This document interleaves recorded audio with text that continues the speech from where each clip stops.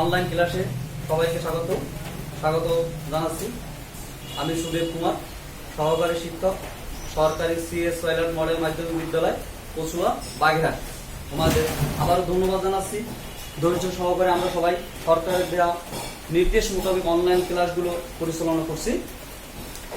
আমি আজকে বিষয় হিসাব বিজ্ঞানের দশম অধ্যায়ের আর্থিক বিবরণী নিয়ে আলোচনা করব। গতকালকের ক্লাসে আমরা আর্থিক অবস্থার বিবরণীর ছকগুলো দেখছিলাম। আমরা সেই ছক অনুযায়ী আজকে অনুশীলনীর 3 নং প্রশ্ন করব। তোমরা একটু সবাই খেয়াল করো। অনুশীলনীর সৃজনশীল প্রশ্ন অনুশীলনীর 3 নং করব।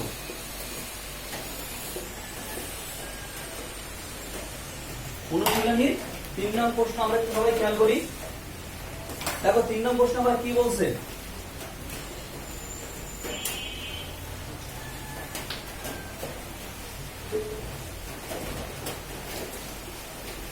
অনুশীলনীর 3 গ, অনুশীলনীর 3 নম্বরের গ আমরা সৃজনশীল প্রশ্ন নিয়ে আমরা আজকে আলোচনা করব। দেখো লেখা আছে কি 3 গ কি করতে বলছে। উদ্বৃত্ত 1,06,000 টাকা ধরে আর্থিক অবস্থার বিবরণী প্রস্তুত করো। আমরা লিখি আর্থিক অবস্থার বিবরণী। আর্থিক অবস্থার বিবরণী কার নামে এটা?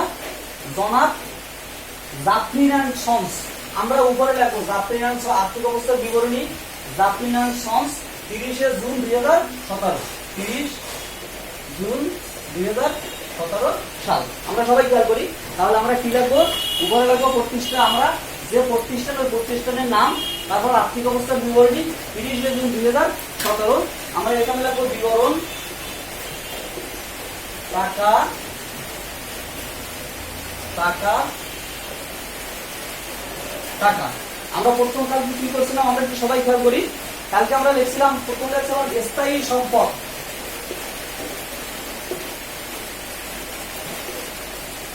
এখন দেখো এই অঙ্কে আমাদের স্থায়ী সম্পদ আছে কি আমরা একটু সবাই খেয়াল করি। স্থায়ী সম্পদ আছে দেখো আমাদের একেবারে রেও মিলে। আমরা স্থায়ী সম্পদ কোথায় বুঝবো? রেও মিলের একেবারে শেষে দেখা হচ্ছে ইজরা সম্পত্তি, ব্র্যাকেটে আছে 8 বছরের দেওয়ার জন্য। একটা ইজরা সম্পত্তি দেওয়া আছে। এই সম্পত্তিটা আমরা কয় বছরে ব্যবহার করবো? 8 বছরে। আমরা অঙ্ক করতেছি কয় বছর? আমাদের কি সবাই মনে আছে? আমরা অঙ্ক করতেছি 1 বছরের জন্য। আমরা অঙ্ক করতেছি 1 বছরের জন্য 30 জুন 2017। তার মানে আমরা করছিলাম অঙ্ক শুরু হবে 2016 সালের জুলাই মাসের 1 তারিখ থেকে শুরু হবে। আমরা সবাই খেয়াল করি অঙ্কটা করবো আমরা 1 বছরের জন্য। এখানে ইজরা সম্পত্তি কি বলছে? ইজরা সম্পত্তি দিয়ে বলছে 8 বছর। আমাদের যে টাকাটা দেওয়া আছে 1,20,000 টাকা, 20,000 টাকা আমাদের কত বছরে খরচ করতে বলছে? 8 বছরে। তা আমরা লিখি স্থায়ী সম্পদ ইজরা সম্পত্তি, ইজরা সম্পত্তি আমাদের কত টাকা দেওয়া আছে খেয়াল করে ছাত্রছাত্রীরা? 1,20,000 টাকা, 1,20,000 টাকা। এখন হবে কি বাদ অবলোপন। এই যে বাদ অবলোপন কত আছে আমাদের? 1,20,000 টাকার কয় হাজার টাকা আমরা খরচ করেছিলাম? 15,000 টাকা। 15,000 কি করে পাবো? 8 দিয়া 1,20,000 ভাগ করলে 15,000 হবে। থাকে কত? 1,05,000। প্রিয় শিক্ষার্থীরা আমরা আবার একটু খেয়াল করি। ইজরা সম্পত্তি দেওয়া আছে আমাদের 1,20,000 কোথায় দেওয়া আছে? রেও মিলে। দিয়া রেও মিলে একটা দেওয়া আছে ইজরা সম্পত্তি 8 বছরের জন্য আমরা ভোগ করব। আমরা অঙ্ক করবো কয় বছরে? 1 বছরে। আমরা ভোগ করছি কতটুকু? 15,000 টাকা আমরা ভোগ করছি। 15,000 টাকা আমাদের আছে কত? 1,20,000। আমরা ভোগ করছি কত? 15,000 টাকা। বাকি আমাদের সম্পদ হিসেবে আছে কয় হাজার টাকা? 1,05,000 টাকা। 1,05,000 টাকা আমরা পরবর্তী 7 বছরে ভোগ করবো। সুপ্রিয় শিক্ষার্থীবৃন্দ, আমাদের স্থায়ী সম্পদ আর জাতীয় স্থায়ী সম্পত্তি একটাও নেই। তাহলে আমাদের এটাই কি? স্থায়ী সম্পদ। এই অঙ্কের 3 নম্বর সৃজনশীল প্রশ্নের অনুশীলনী 3 গ সৃজনশীল প্রশ্নের স্থায়ী সম্পদ রেও মিলে এই একটাই দেওয়া আছে ইজরা সম্পত্তি। আর কিন্তু স্থায়ী সম্পদ মনে আছে আমাদের? আসবাবপত্র, দালান কোঠা, যন্ত্রপাতি, আসবাবপত্র, সুনাম, ইজরা সম্পত্তি আমাদের একটাই দেওয়া আছে। আর কোনো স্থায়ী সম্পত্তি নেই। তাহলে না থাকলে আমরা দেখবো না। এরপর কি দেওয়া আছে? চলতি সম্পদ। এইবার দেখো আমাদের চলতি সম্পদ কি দেওয়া আছে, চলতি সম্পদ। প্রিয় শিক্ষার্থীরা, আমরা আবার খেয়াল করি চলতি সম্পদ আমাদের বইতে কি দেওয়া আছে, দেনাদার। সবাই একটু খেয়াল করো, আমাদের চলতি সম্পদ মনে আছে, দেনাদার, প্রাপ্য বিল, এগুলো আমাদের হাতে নগদ, ব্যাংক জমা, সমাপনী মজুত পণ্য, অগ্রিম কোনো কিছু, এগুলো চলতি সম্পদ। কালকে আমরা সুন্দর করে দেখাচ্ছি। দেখো এখন চলতি সম্পদ প্রথম দেওয়া আছে দেনাদার। দেনাদার আছে কত টাকা, দেনাদার আছে ৭৩,০০০ টাকা। একটু সবাই খেয়াল করো। এরপর সমন্বয়ে দেওয়া আছে উক্ত বছরের কুড়িন ৩,০০০ টাকা। কুড়িন মানে কি, অনাদায়ী পাওনা বা অনাদায়ী কুড়িন। কুড়িনের আরেকটা নাম কি, অনাদায়ী পাওনা। যে টাকা আমরা দেনাদারের কাছে ৭৩,০০০ টাকা পাবো, ৩,০০০ টাকা দেবে না, দেবে কত, ৭০,০০০ টাকা। আমরা বুঝতে পারতেছি। এরপর দেখো আছে কুড়িনের ব্যবস্থা করতে হবে দেনাদারের উপর আবারও ৫%। দেনাদারের উপর কুড়িন ও সন্দেহজনক দেনা সংস্কৃতি 5%। তার মানে আমরা দেনাদারের কাছে পাবো ৭৩,০০০ টাকা, সে দেবে না ৩,০০০ টাকা, দেবে ৭০,০০০ টাকা। এরপর আরো সে 5% ধরতে বলছে, বা সমাপনী কুড়িন সংস্কৃতি, ঋণ সংস্কৃতি। দেনাদারের উপর 5%, তা 500 কত হবে, 5 জন 70, ৩,৫০০ টাকা, ৩,৫০০ টাকা। এই যে আমাদের দেনাদারের পরিমাণ হয়ে গেল কত, ৬৬,৫০০। সবাই খেয়াল করো, ৬৬,৫০০ টাকা। এরপর আর কি কি আছে আমরা একটু সবাই খেয়াল করি। দেনাদার গেল, এরপর অগ্রিম ভাড়া। আমরা অগ্রিম কথা বলছিলাম, অগ্রিম ভাড়া। অগ্রিম ভাড়া আছে কত, ১০,০০০ টাকা। দেখো সমন্বয়দের মেয়াদ উত্তীর্ণ ভাড়া আছে, দেখো অগ্রিম ভাড়া আছে ১০,০০০ টাকা। প্রিয় শিক্ষার্থী, আমরা একটু খেয়াল করি, দেওয়া মিলে ডেবিট পাশে অগ্রিম ভাড়া দেওয়া ১০,০০০ টাকা। ২ নম্বর সমন্বয় দেওয়া আছে অগ্রিম ভাড়া ৬,০০০ টাকা। মেয়াদ উত্তীর্ণ বা মেয়াদ উত্তীর্ণ, মেয়াদ উত্তীর্ণ কত হাজার টাকা, ৬,০০০ টাকা। থাকবে কত, ৪,০০০ টাকা আছে আমাদের অগ্রিম ভাড়া। আর আছে কি যাবে, সমাপনী মজুত পণ্য বা অবিক্রিত মজুত। দেখো সমাপনী মজুত, সমাপনী মজুত পণ্য কোথায় আছে, আমাদের সমন্বয়ের ১ নম্বর অবিক্রিত মজুত বা সমাপনী মজুত ৬৩,০০০ কত আছে, ৬৩,৫০০। আমাদের এবার যোগ করলে কত হবে, এগুলো হবে ১,৩৪,০০০। এইবার যোগ করলে কত হবে, ১,৩৪,০০০ আর ১,০৫,০০০, ২,৩৯,০০০। 2 লাখ, এইটা হচ্ছে মোট সম্পদ। আমরা একটু খেয়াল করি এবার। তাহলে আমাদের স্থায়ী সম্পদ একটা, ইজরা সম্পত্তি, চলতি সম্পত্তি আছে দেনাদার, কুড়িন মানে অনাদায়ী পাওনা, যে টাকাটা আমরা পাবো না, বাদ সমাপনী কুড়িন। এই দেনাদারের উপর আবারও 5% ধরতে বলছে। এই টাকাটা আমরা লাভের অংশ হিসেবে যেটা রাখছিলাম বা রাখতে হবে, এটা কুড়িন মানে অনাদায়ী পাওনা, যে টাকাটা পাবো না, কত আছে, ৬৬,০০০। অগ্রিম ভাড়া আছে দেওয়া মিলে ১০,০০০।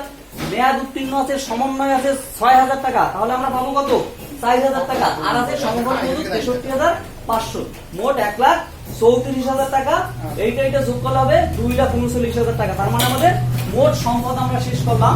সুপ্রিয় শিক্ষার্থীবৃন্দ, আমরা একটু খেয়াল করি এবার কি আছে, আমাদের মোট সম্পদ ২,৩৯,০০০। আমরা একটু খেয়াল করি এবার মোট দায় ও মালিকানা সত্ত্ব। আমরা লিখি মালিকানা সত্ত্ব ও দায় সমূহ। মালিকানা সত্ত্ব ও দায় সমূহ। এখন দেখো আমাদের বইতে মালিকানা সত্ত্ব দেওয়া আছে, গ নম্বর সমন্বয় গ নম্বরেই দেওয়া আছে ১,৬৬,৫০০ টাকা মালিকানা সত্ত্ব ধরে। আমরা লিখি মালিকানা সত্ত্ব। মালিকানা সত্ত্ব, মালিকানা সত্ত্ব দেওয়া আছে কত, ১,৬৬,৫০০। আমরা একটু লিখি ১,৬৬,৫০০। প্রিয় শিক্ষার্থীরা, আমরা একটু খেয়াল করি এরপর আছে কি, মালিকানা সত্ত্ব আমাদের অঙ্কের ভিতরে গ নম্বর যে অঙ্ক করতে বলছে ওইটাই দেওয়া আছে। আর যাবে কি, চলতি দায়। চলতি দায়, আমাদের চলতি দায় এরকম দুইটা, কিন্তু চলতি দায়ের ভিতরে এখানে কি কি আছে খেয়াল করো। পাওনাদার,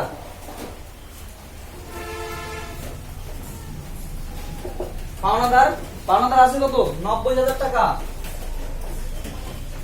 পাওনাদার 90,000 টাকা। আর কি আছে? ব্যাংক জমাতিরিক্ত 15% ব্যাংক জমাতিরিক্ত, তার মানে ব্যাংক জমা ডেবিট, ব্যাংক জমা অতিরিক্ত ক্রেডিট। 15% ব্যাংক জমাতি রিক্ত কত আছে? 15% ব্যাংক জমাতিরিক্ত 40,000 টাকা। আর আছে কি? ব্যাংক জমাতিরিক্ত সুদ, ব্যাংক জমাতিরিক্তের সুদ। এই যে 15% 40,000 যেটা হয়েছে 2,500।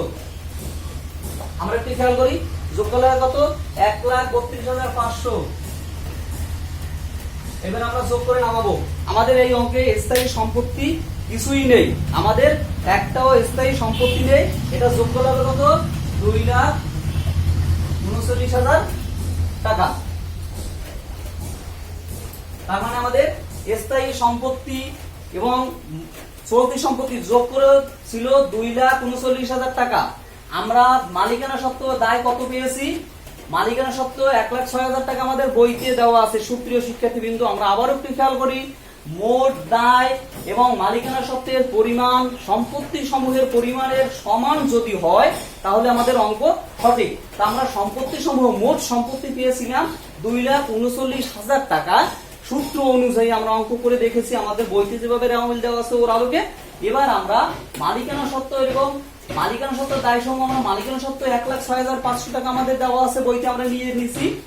এবার চলতি দায় এবং স্থায়ী দায়, এই বইতে বা এই অঙ্কে আমাদের স্থায়ী দায় একটাও নেই। আমাদের কোন স্থায়ী দায় নেই, যেটা নেই সেটা নিয়ে আমরা চিন্তা করবো না।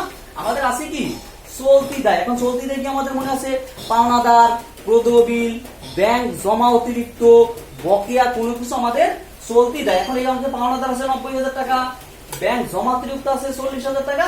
এখন এই 15% কারণে ব্যাংক জমা অতিরিক্তের সুদ একটা 2,500 টাকা। আমাদের যোগ করে হয়েছে কত? 5, 2, 9, 4, 1,32,500 টাকা। আমাদের যোগ করে হয়েছে কত? 1,06,500। মালিকানা সত্ত্ব 1,32,500, দায় যোগ করে 2,39,000 টাকা। তার মানে আমাদের মোট সম্পদ সমান সমান মোট দায়। তার মানে আমাদের অঙ্কটা সঠিকভাবে দেওয়া আছে। আমি আবারও সবাইকে পরবর্তী ক্লাস দেখার আমন্ত্রণ জানিয়ে সবাইকে শেষ করছি। ধন্যবাদ সবাইকে।